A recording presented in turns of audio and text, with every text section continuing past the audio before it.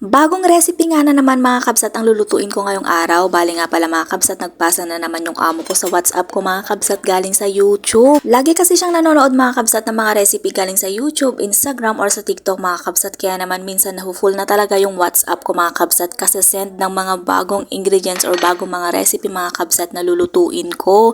Bali nga pala isang buong manok nga pala yung gagamitin ko dito mga kabsat. Hinati ko lang siya ng dalawa. Syempre mga kabsat, hinugasan ko namang mabuti yung manok at naglagay na rin ako ng olive oil mga kabsat, baharat, yogurt at saka tomato paste. At konting zafaran mga kabsat para naman yung manok matingkad yung kulay niya kapag ka naluto na. At for the mekos method na tayo ng bongga mga kabsat. At muntik ko na pala makalimutan na meron pa palang lemon mga kabsat. At naglagay na din dyan ako ng lemon mga kabsat. At bali tinanggal ko na din yung mga buto ng lemon. At sa paraan ng pagluluto nga pala mga kabsat nito ay ibibake ko nga pala mga kabsat. At sa isang Pyrex nga pala mga kabsat ay naghugas na nga rin pala ako dyan ng basmati rice. Kasi nga naman basmati rice po yung gagamitin ko sa pagluluto na to. At bali naglagay na nga rin pala ako dyan ng black lemon mga kabsat, cinnamon, bay leaves at mismar at isang bawang mga kabsat. Isang pirasong bawang lang kasi nga naman allergic yung amo ko sa bawang at sibuyas at saka kamatis na ginahit-gahit ko lang na maliliit. At naglagay na rin ako ng konting asin mga kabsat at konting paminta na din, pampalasa na din mga kabsat para sa kanin. At naglagay na rin ako dyan mga kabsat ng ghee. Yung parang mantika siya mga kabsat, yung parang butter siya mga kabsat pero ghee yung pangalan niya. At syempre konting tubig. At pagkatapos ko palang lagyan ng tubig mga kabsat yung bigas ay minekos-mekos ko din mga kabsat para naman yung asin mga kabsat ay kumalat ba mga kabsat. At lastly mga kabsat ay naglagay ako ng red chili dyan mga kabsat. At syempre tatakpan ko na siya ng foil at iluluto ko na siya mga kabsat. Ibibake ko na siya. Bali foil nga pala yung pantakip ko dyan mga kabsat. Dalawang beses ko yan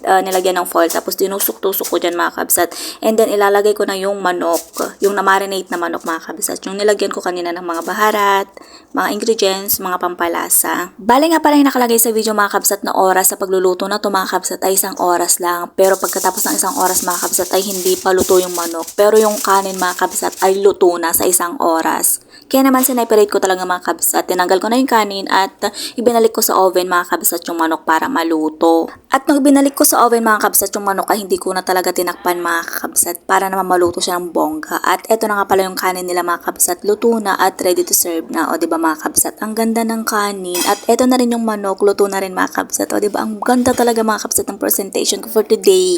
Ang ganda ng pagkakaluto ng kanin mga kabsat kasi nga naman pantay-pantay at mahaba talaga siya. At hindi ko talaga siya hinalo mga kabsat. At ay naglagay na nga rin pala ako ng lemon dyan. Syempre, pang plating mga kabsat. At yung manok, o diba, napakabongga mga kabsat. Eto na siya. At pagkatapos na magandang presentation ko mga kabsat, pagkatapos nilang kumain, eto na nga pala mga kabsat. Eng. So yun lang for today's video. Thank you so much.